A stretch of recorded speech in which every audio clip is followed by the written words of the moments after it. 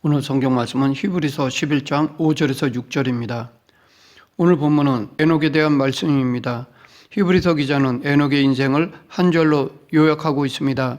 5절, 믿음으로 에녹은 죽음을 보지 않고 옮겨졌으니 하나님이 그를 옮기심으로 다시 보이지 아니하였느니라. 그는 옮겨지기 전에 하나님을 기쁘시게 하는 자라 하는 증거를 받았느니라. 이 한 절을 한 문장으로 줄이면 아마도 에녹은 하나님을 기쁘시게 하는 자였다가 될 것입니다. 그러면 에녹의 삶이 어땠기에 그는 하나님을 기쁘시게 하는 자라고 하는 증거를 받았을까요? 물론 에녹은 하나님을 기쁘시게 하는 삶을 살았기 때문에 이런 말을 들었을 것입니다. 그런데 이 하나님을 기쁘시게 하는 것은 에녹뿐 아니라 우리에게 있어서도 이보다 더 귀하고 가치 있는 일은 없을 것입니다. 또한 우리 편에서도 이 하나님을 기쁘시게 하는 삶이야말로 최고의 행복한 삶이 될 것입니다. 그러면 우리는 어떻게 하나님을 기쁘시게 할 수 있을까요? 히브리서 기자는 오늘 본문 6절에서 그 방법을 가르쳐주고 있습니다. 믿음이 없이는 하나님을 기쁘시게 하지 못하나니 하나님께 나아가는 자는 반드시 그가 계신 것과 또한 그가 자기를 찾는 자들에게 상 주시는 이심을 믿어야 할지니라. 하나님을 기쁘시게 하는 방법은 무엇보다도 믿음입니다. 에녹도 역시 그의 믿음으로써 하나님을 기쁘시게 한 것입니다. 그러면 에녹이 가졌던 믿음은 어떤 믿음일까요? 6절에서 말하는 믿음은 두 가지입니다. 첫째, 반드시 하나님이 계신 것을 믿는 믿음입니다. 둘째, 하나님이 자기를 찾는 자들에게 상 주시는 분이심을 믿는 믿음입니다.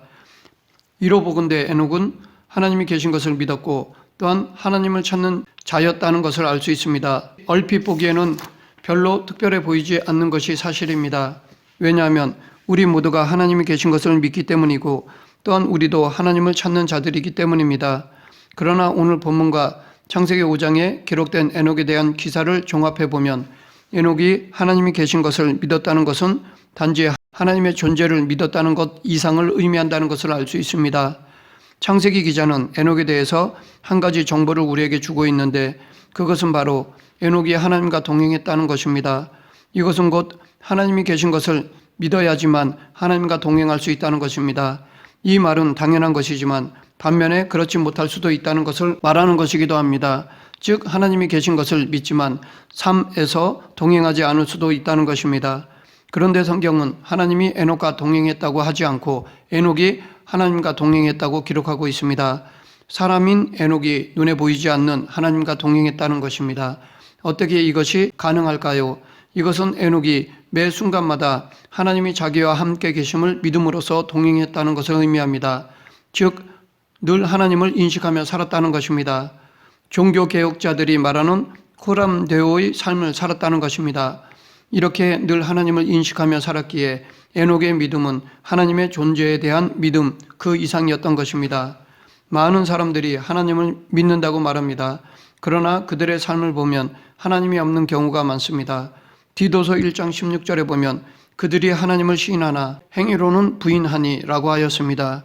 즉 입으로는 하나님을 시인하지만 행위로는 바꿔 말해 삶으로는 하나님을 부인하는 자들이 분명히 있다고 말합니다.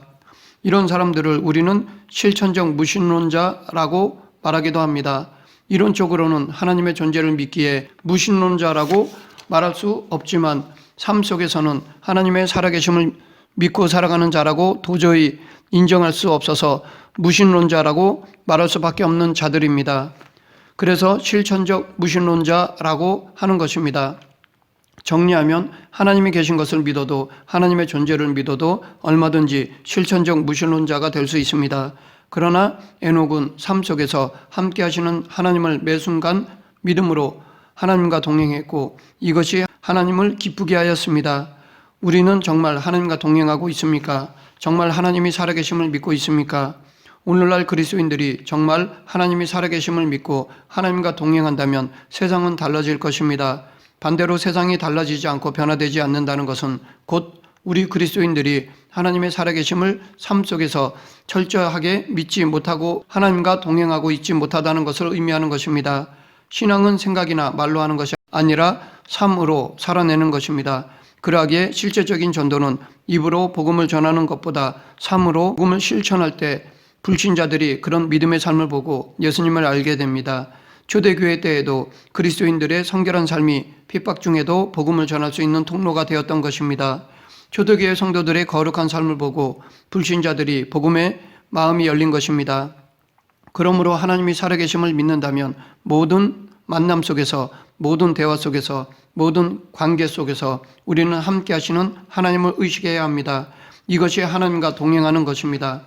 이렇게 에녹처럼 늘 하나님과 동행하기 위해서는 우리는 두 가지 질문을 스스로에게 묻고 행한다면 늘 하나님을 의식하며 말하고 행동할 수 있을 것입니다.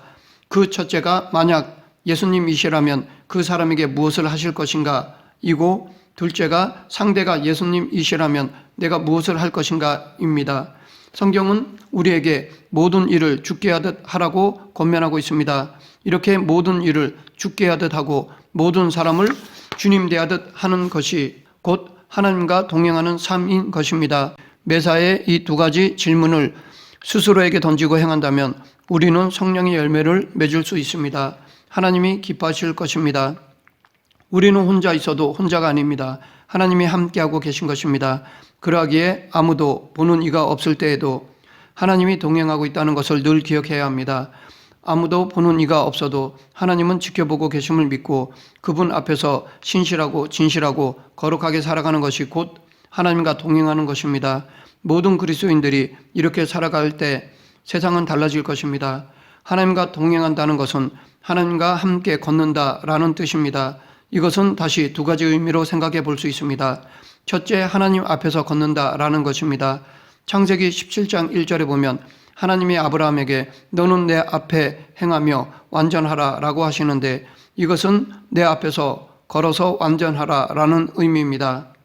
두 번째 의미는 하나님을 따라 걷는다라는 것입니다. 신명기 13장 4절에 보면 너희는 너희의 하나님 여호와를 따르며 라고 했는데 이것은 너희의 하나님 여호와를 따라 걸으며 라는 의미입니다. 첫 번째와 두 번째 뜻 모두 윤리적인 의미를 담고 있습니다. 하나님 앞에서 걷는 삶과 하나님을 따라 걷는 삶 모두가 하나님을 경외하며 하나님의 목소리를 청종하며 하나님의 말씀에 순종하는 거룩한 삶을 의미합니다. 그렇다면 에녹은 어떻게 하나님과 동행하게 되었을까요? 창세기 본문을 잘 읽어보면 충분히 힌트를 얻을 수 있습니다. 창세기 5장 21절에 보면 에녹이 65세에 무드셀라를 낳았습니다. 그리고 무드셀라를 낳은 후 300년 동안 하나님과 동행하며 자녀를 낳았습니다. 에녹은 365세를 살고 하나님과 동행하다가 하나님이 그를 데려가셔서 죽음을 보지 않고 천국으로 옮겨지게 된 것입니다. 이것이 창세기에 나오는 에녹에 대한 설명입니다. 우선 에녹이 하나님과 동행한 날들과 동행하지 않은 날들이 구분되어 있음을 알 수 있습니다. 에녹이 처음부터 하나님과 동행한 것이 아니었습니다. 언제부터 하나님과 동행했습니까? 65세에 무드셀라를 낳을 때부터입니다. 그러니까 무드셀라를 낳기 전의 65년 동안은 하나님과 동행하지 않았고 무드셀라를 낳은 후 300년 동안은 하나님과 동행했습니다. 그렇다면 무드셀라를 낳은 사건이 굉장히 중요한 의미를 가지고 있을 것입니다. 그 사건이 에녹의 삶의 분기점이 되었기 때문입니다. 히브리인들은 이름을 아무렇게나 짓지 않습니다. 특히 하나님을 경외하는 히브리인들은 이름에 하나님의 계시를 담아서 짓는다고 합니다. 무드셀라의 이름은 두 단어가 합쳐진 것입니다. 바로 죽음, 무트와 보내다, 살라흐라는 두 단어입니다. 그래서 무드셀라의 뜻은 이 아이가 죽으면 보낼 것이다 라는 뜻입니다. 그러면 무엇을 보내는 것일까요? 바로 홍수입니다. 연대를 계산해 보면 정말 무드셀라가 죽은 해에 노아 홍수 사건이 일어났습니다. 무드셀라가 187세에 라멕을 낳았습니다. 라멕이 182세에 노아를 낳았습니다. 노아의 나이 600세 때에 홍수가 일어났습니다. 그러니까 187 더하기 182 더하기 600은 969가 됩니다. 무드셀라가 정확히 969세에 죽었습니다. 이렇게 연대가 일치합니다. 이것은 하나님이 홍수로 세상을 심판하실 것을 에녹이 이미 하나님의 계시를 받아 알았다는 것입니다. 그때로부터 에녹이 하나님과 동행하기 시작한 것입니다. 유다서에 보면 에녹이 불의하고 불경건한 그 세대 사람들에 대해 예언한 내용이 나옵니다. 아담의 7대 손 에녹이 이 사람들에 대하여도 예언하여 이르되 보라, 주께서 그 수만의 거룩한 자와 함께 임하셨나니 이는 뭇사람을 심판하사 모든 경건하지 않은 자가 경건하지 않게 행한 모든 경건하지 않은 일과 또 경건하지 않은 죄인들이 주를 거슬러 한 모든 완악한 일로 말미암아 그들을 정죄하려 하심이라 하였느니라. 에녹이 하나님의 심판 계획을 알고 난 후부터 그의 삶은 달라졌습니다. 그는 하나님을 붙잡았고 하나님과 함께 걸었습니다. 하나님과 동행하는 삶 외에는 이 땅에 소망이 없었기 때문입니다.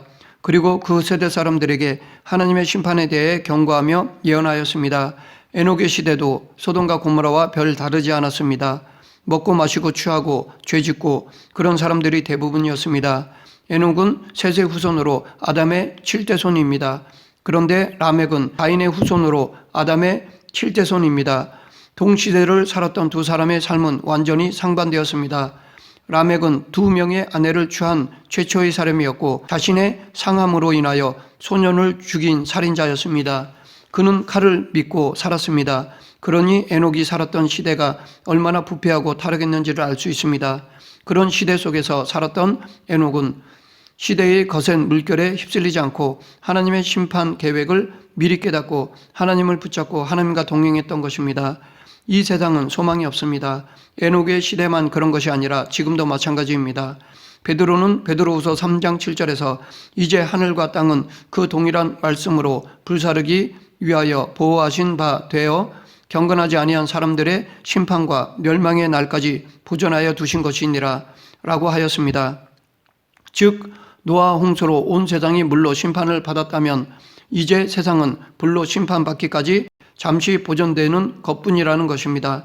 그러하기에 우리도 에녹처럼 이 땅에 소망을 두지 않고 영원한 하나님의 나라에 소망을 두고 살아야 합니다. 잠시 잠깐 후면 오실 이가 오실 것입니다. 그날 우리의 구원이 완성될 것이고 우리는 영원히 주님과 영생 복락을 누릴 것입니다.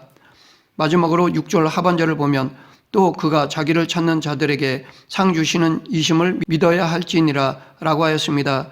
이처럼 하나님은 당신을 찾는 자에게 상을 주십니다. 여기서 하나님께서 당신을 찾는 자에게 주시는 상은 바로 하나님 자신입니다. 하나님께서 아브라함과 언약을 세우시기에 앞서 그에게 하신 약속은 하나님 자신이 당신을 찾는 자들에 대한 상급임을 밝히셨습니다. 창세기 15장 1절 이후에 여호와의 말씀이 환상 중에 아브라함에게 임하여 이르시되 아브라함아 두려워 말라 나는 내 방패여 너희 지극히 큰 상급이니라. 또한 누가복음 15장에 나오는 돌아온 탕자에게 그의 아버지가 준 것은 단순히 물질이나 명예가 아니었습니다. 그는 바로 자비하신 아버지 자신을 상으로 받은 것입니다. 비록 그가 아버지를 외면하고 집을 나갔지만 그리하여 그에게는 상 받을 만한 아무런 이유도 없었지만 그가 다시 회개하고 아버지를 찾아왔을 때 아버지는 그를 받아주었으며 그에게 자기 자신을 내어준 것입니다. 이는 하나님을 찾는 자가 받는 상이 결코 그의 행위에 의한 상급이 아니라 믿음을 통하여 하나님의 은혜로 말미암은 선물임을 의미합니다. 그러므로 오늘날 우리들은 하나님을 부지런히 그리고 간절하게 찾으려고 더욱 애써야 할 것입니다. 비록 우리에게는 상 받을 만한 아무런 근거도 없지만 하나님께서는 단지 당신을 찾는 자에게 상 주시기를 원하십니다. 또한 이 하나님은 당신을 찾는 자들에게 상을 주시는 분이라는 것은 곧 하나님은 우리에게 관심을 가지고 계시기 때문에 당신을 찾는 것에 대한 보답을 해 주신다는 것입니다. 이 믿음은 하나님의 존재에 대한 확신이 없이는 가질 수 없으며 보이지 않는 하나님의 존재를 믿는 것만큼 이것 또한 쉽지 않은 일입니다. 그러나 히브리서에 소개되고 있는 모든 믿음의 선진들은 바로 이와 같은 믿음을 소유한 자들이었습니다. 그랬기에 그들은 이 믿음으로 하나님을 기쁘시게 하였던 것입니다. 우리도 늘 하나님을 찾음으로 하나님을 기쁘시게 드리는 삶을 살아야 할 것입니다. 말씀을 맺겠습니다. 에녹이 하나님과 함께 300년을 동행하다 보니 하나님이 영원히 에녹을 천국으로 데려가셨습니다. 죽음을 보지 않고 천국에 들어간 첫 번째 사람이 되었습니다. 우리도 에녹처럼 한평생 하나님과 동행하다가 하나님의 나라에 들어가야 할 것입니다. 하나님과 동행하는 것보다 더 하나님을 기쁘시게 하는 일은 없습니다. 우리 모두 언제 어디서 무슨 일을 하든지 하나님과 동행하여 하나님을 기쁘시게 하는 성도가 되길 간절히 축원합니다. 기도하겠습니다. 생사화복을 주관하시는 하나님 아버지, 우리도 에녹처럼 이 땅에서 늘 하나님과 동행하며 이 동행이 저 천국까지 연결되는 복된 삶을 살게 하여 주시옵소서. 예수님 이름으로 기도드립니다. 아멘.